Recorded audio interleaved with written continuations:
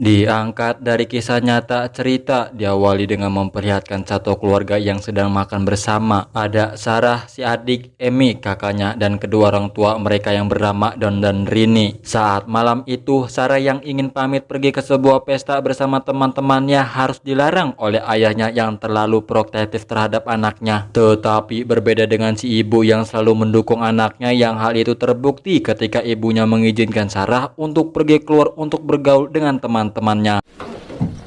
Set. Perlu teman-teman ketahui juga jika Sarah ini merupakan salah satu tipe anak yang memang keras kepala, berbeda dengan kakaknya Emi yang nurut dengan perkataan orang tuanya. Sehingga Sarah yang nekat dan kesal pun keluar secara diam-diam dengan dijemput pacarnya yang bernama Chris, tetapi dengan aksinya tersebut diketahui oleh orang tuanya yang membuat si ayah marah saat itu juga.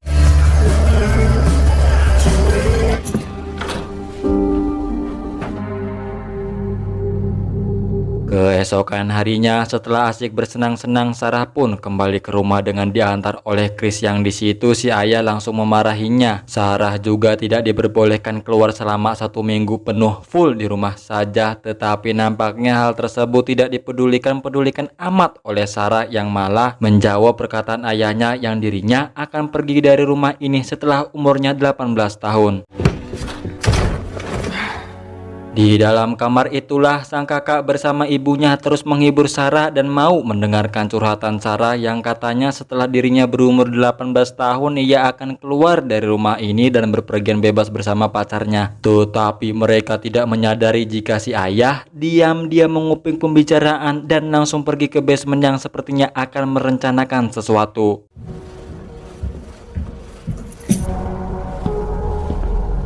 Singkat cerita, 3 bulan Sarah yang sudah lulus dari sekolahnya, sebentar lagi ia akan menginjak usianya yang ke-18 tahun saat itu juga. Yang mana Sarah juga sudah menyiapkan perlengkapan untuk pergi ke Florida bersama Chris dengan waktu yang cukup lama. Dan ketika si ibu pergi keluar itulah si ayah dengan tiba-tibanya meminta bantuan kepada Sarah untuk membawa sebuah box besar ke dalam basement. Pick this up.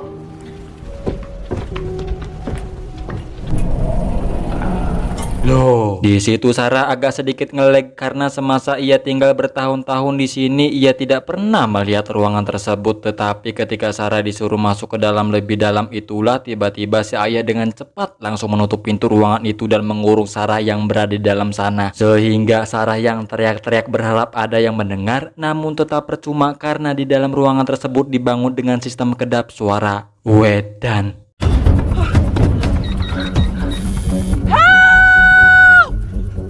Di malam harinya si ibu yang mulai khawatir pun ia menunggu kepulangan Sarah yang diduga Emi. Sepertinya Sarah memang sedang menginap di rumah temannya. Sementara Sarah sendiri yang menyadari kalau box yang dia bawa oleh orang tua sakit tadi berisi perlengkapan seperti pakaian dan makanan yang sudah disiapkan untuk Sarah. Sehingga sudah jelas jika ayahnya sudah jauh-jauh merencanakan dan menyiapkan semua ini. Sesaat si ayah turun ke basement untuk melihat Sarah, itulah kesempatan pertama yang digunakan Sarah untuk melarikan diri gagal setelah adanya pintu lain yang berada di sana. Kemudian si ayah menyeret Sarah ke ruangan itu kembali dan disinilah teman-teman di rumah akan emosi. Bahkan saya sendiri saja ikut terbawa suasana ketika si ayah memberikan hukuman dengan faksat. It's bad. Karena Sarah tak kunjung pulang, ibunya pun melaporkan masalah ini kepada polisi jika anaknya telah hilang tidak ada kabar sampai saat ini. Namun si bejat sakit malah langsung memotong pembicaraan dengan mengatakan, oh mungkin saja si Sarah tuh ngambek terus kabur ke luar negeri. Meskipun begitu, bapak polisi tersebut berjanji akan tetap menjadikan kasus ini sebagai orang hilang.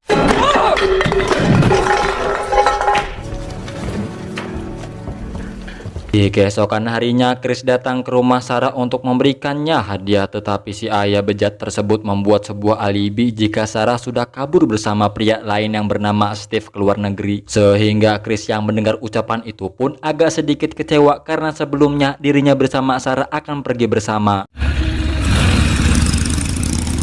Kemudian si ayah kembali ke basement untuk menemui Sarah yang ternyata hari ini adalah hari di mana Sarah berulang tahun yang ke-18. Hari di mana harusnya hari ini merupakan hari bahagia untuk Sarah, tetapi malang baginya harus merayakannya di dalam sebuah basement. Dan si ayah juga tidak lupa membawakan kue ulang tahun beserta kado yang ternyata isinya adalah baju bejat dari otak sakit pikirannya. Si ayah menyuruh Sarah untuk menggunakan baju haramnya tersebut, dan tujuan si ayah teman-teman pasti tahulah, membelikan baju itu pasti paham dan bisa tebak untuk apa. Si ayah sengaja membelikan barang tersebut hanya untuk bergairah saat melakukan anunya, sehingga di hari ke-38 Sarah yang sedang merakit sajam dari sebuah tutup kaleng makanan dan berencana akan menyerang si bejat, tetapi gagal Sarah lakukan dan malah melampiaskan nafsu bejatnya saat itu juga.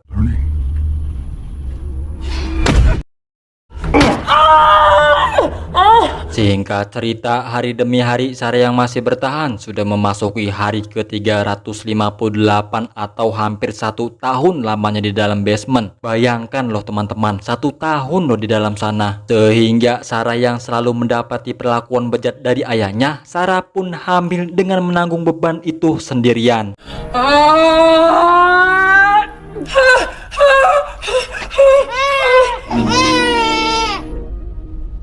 Beberapa tahun terus berlalu, kini Mary yang sudah besar pun sudah bisa bermain sendiri, terlebih lagi di usianya saat ini kepenasarannya begitu besar, apalagi dia tidak pernah melihat bagaimana kehidupan di luar. Si bejat ayahnya juga masih sering mengunjungi Sarah ke basement untuk menemui anaknya, yang saat ini Sarah sedang mengandung anaknya yang kedua.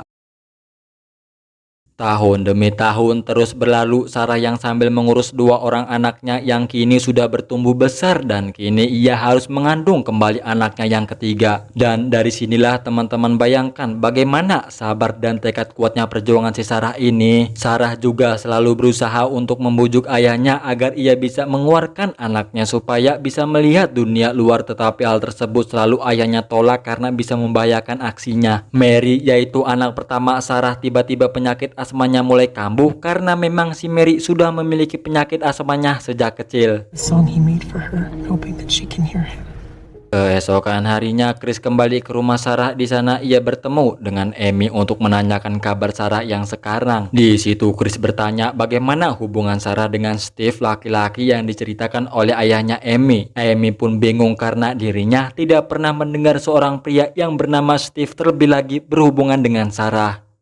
Di malam harinya, karena cerita dari Chris tadi, Amy bersama si ibu bertengkar hebat dengan si ayah yang sepertinya Amy sudah mulai curiga dengan kelakuan ayahnya. Singkat cerita, Sarah sudah melahirkan anak yang ketiga kalinya yang diberi nama Thomas. Di sini Sarah membujuk ayahnya untuk membawa Thomas ke atas karena takutnya nanti di ruangan tersebut terlalu penuh. Terlebih lagi udara yang semakin terbatas bisa membahayakan anak-anaknya, sehingga si ayah langsung menyetujuinya dan mau melakukan strategi dengan meletakkan bayi di depan pintu rumah si ibu nantinya. Si ibu pun langsung memberitahu si ayah kalau bayi tersebut merupakan bayi Sarah yang menurutnya ditinggalkan barusan. Si bejat hanya berlagak pura-pura tidak mengetahui hal itu, sehingga tanpa diduga ia menemukan sebuah kertas kecil yang ditulis oleh Sarah yang berisikan meminta pertolongan kepada ibunya. You haven't learned a thing. Ya, mengetahui surat itu, si ayah langsung turun ke basement dan memperingati kepada Sarah untuk jangan macam-macam dengan tindakannya. Sehingga sebagai hukumannya, si ayah lagi-lagi meminta Sarah untuk melayaninya. Singkat cerita, waktu yang terus berlalu, yang sekarang sudah memasuki tahun yang ke-14 tahun semenjak Sarah berada di dalam basement. Dan kini Sarah lagi-lagi sedang mengandung anak keempatnya, yang di situ salah satu anak Sarah yang pertama kini sudah remaja dan iseng mencoba berdandan, dan si bejat yang tak karuan pun bilang kepada Mary jika dirinya sangat begitu cantik. Sarah yang agak risih dengan perkataan itu pun menyuruh Mary untuk jangan dekat-dekat dengannya. Sementara Thomas yang saat itu digeletakkan di depan pintu, kini ia juga sudah remaja dan bisa dibilang bisa mendapatkan hidup yang beruntung, tidak seperti anak-anak Sarah yang lainnya. Yang mana pada malam harinya sesaat hujan turun, Sarah melihat adanya sebuah bocoran air yang langsung Sarah gunakan kesempatan tersebut untuk meminta pertolongan. Dan memang benar saat itu ada seorang pria bersama anjingnya yang sedang melintas menyadari adanya sebuah cahaya yang menarik perhatiannya. Tetapi bukannya pria tersebut yang seharusnya menuju ke sumber cahaya tersebut, pria itu malah melaporkan kejadian yang barusan dilihatnya. Ya, sungguh sangat tidak tepat sekali ketika si bejat mengetahui jika hal itu adalah perbuatan Sarah, sehingga ia pun langsung bergegas turun ke bawah dan menghabisi Sarah sampai membuat anak yang lainnya terbangun. Yang mana dengan kejadian itu membuat Sarah harus menerima kehilangan anak yang di dalam kandungannya saat itu juga. 18 tahun sudah berlalu, anak-anak yang sudah beranjak dewasa pun mulai bertanya kenapa kehidupan mereka di luar sangatlah berbeda dengan orang-orang yang mereka lihat di TV. Mereka marah dan mulai menyalahkan Sarah, sehingga Sarah yang mulai frustasi pun mulai melampiaskan semua amarahnya di depan anak-anaknya. Dan ketika Sarah sudah mulai tenang, di situ Sarah mulai bercerita mengenai hal yang sebenarnya, mulai dari orang tuanya, kakaknya, dan siapa ayah kalian sebenarnya. Ya, inilah saatnya Sarah bercerita tentang sebuah dongeng yang sering Sarah ceritakan sebelum mereka tidur, adalah dongengan yang dibuat oleh Sarah, yaitu perjalanan hidupnya. Semua Sarah ceritakan di situ, sehingga Mary yang mendengar cerita itu pun membuat penyakit asmanya kambuh saat itu juga. Sementara si ayah yang sedang memikirkan sesuatu dengan dirinya yang akan menghabisi Sarah dan anak-anak dengan menyalurkan asap mobil ke dalam celah lubang, namun tindakannya tersebut harus terhenti karena Thomas datang. 20 tahun sudah berlalu, si ayah yang kini sudah dipecat dari pekerjaannya pun mulai mengalami kesulitan dalam segi ekonomi, sehingga si ayah yang tidak pernah membawa makanan sehat dan persediaan obat pun benar-benar tidak ada. Yang mana penyakit asma Mary mulai kembali kambuh, dan kali ini asmanya bertambah parah sampai Sarah terus memohon kepada si ayah untuk segera membawa Mary ke rumah sakit. Si ayah yang tidak ada pilihan lain pun mau tidak mau membawa Mary dan Sarah ke rumah sakit, sementara Michael sendiri menunggu di dalam basement sebagai jaminan agar Sarah tidak membocorkan rahasianya. Sementara setelah bertahun-tahun lamanya di dalam basement, Sarah baru pertama kali ia merasakan naik ke atas dan melihat keadaan di dalam rumah.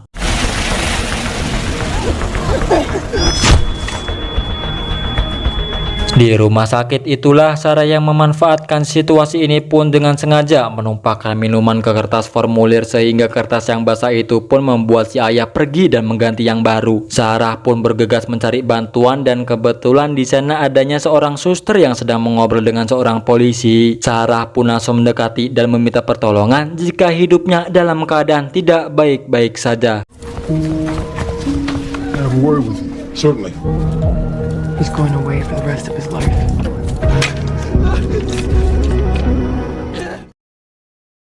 Setelah si bejat tertangkap, kini kehidupan Sarah berserta anak-anak lainnya sudah mulai membaik dan bisa merasakan udara segar dan melihat dunia luar. Kemudian Chris pun datang untuk menemui Sarah, melepas rindu kepada Sarah yang sudah lama tidak bertemu dengannya.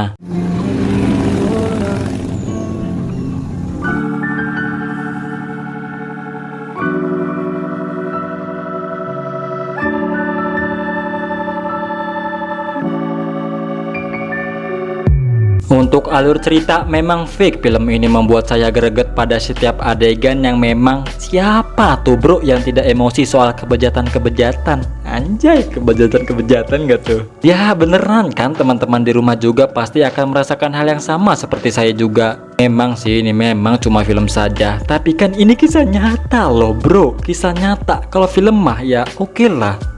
Setelah apa yang telah terjadi kepada Sarah, jadilah wanita yang tidak suka kelayaban. Mending sih di rumah aja, dah itu aja ya, nggak usah kabur sana sini dan melawan pertanyaan orang tua. Tuh kau, hei bejat persetan berdebak, kau sebaiknya nikmati saja ya dirimu di dalam penjara. Ya sudah teman-teman, saya pemuda yang bersembunyi di balik topeng IC Film mengakhiri ini semua, dan sampai jumpa di video selanjutnya.